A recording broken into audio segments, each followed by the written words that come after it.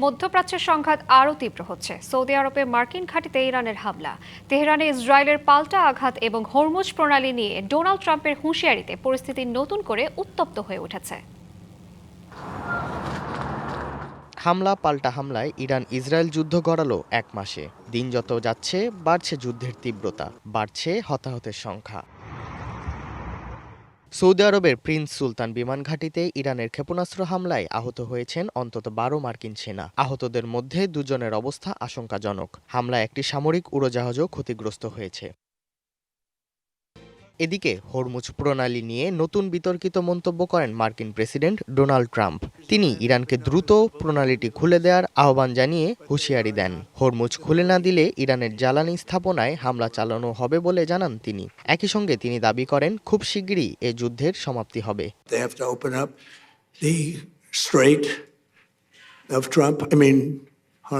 ওদের ট্রাম্প প্রণালী খুলে দিতে হবে, মানে হরমুজ।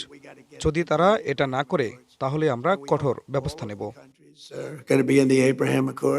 অন্যদিকে ইরানের রাজধানী তেহরানে একাধিক ক্ষেপণাস্ত্র হামলা চালায় তেল আবিব। ইরানের সরকারি লক্ষ্যবস্তুতে হামলা চালানো হয়েছে বলে দাবি করেছে ইসরায়েল। একই সাথে ইস্পাহানের শিল্প কারখানা ও বিভিন্ন কৌশলগত স্থাপনাতেও আঘাত হানে তেল আবিব।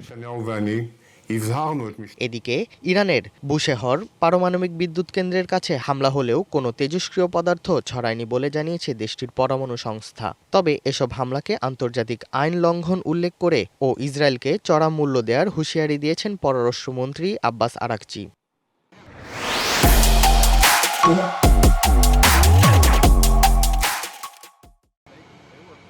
অন্যদিকে মার্কিন পররাষ্ট্রমন্ত্রী মার্কো রুবিও বলেন, স্থলবাহিনী ছাড়াই কয়েক সপ্তাহের মধ্যেই যুক্তরাষ্ট্র তাদের সামরিক লক্ষ্য অর্জন করতে পারবে। একই সময়ে ইরানের সঙ্গে আলোচনার সম্ভাবনার কথাও জানিয়েছেন মার্কিন কর্মকর্তারা।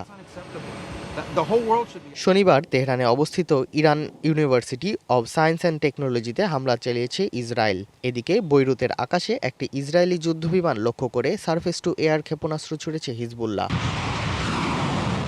বিশ্লেষকদের মতে একাধিক ফ্রন্টে চলমান এই সংঘাত দ্রুত নিয়ন্ত্রণে না এলে পুরো মধ্যপ্রাচ্য আরও বড় সংকটে পড়তে পারে।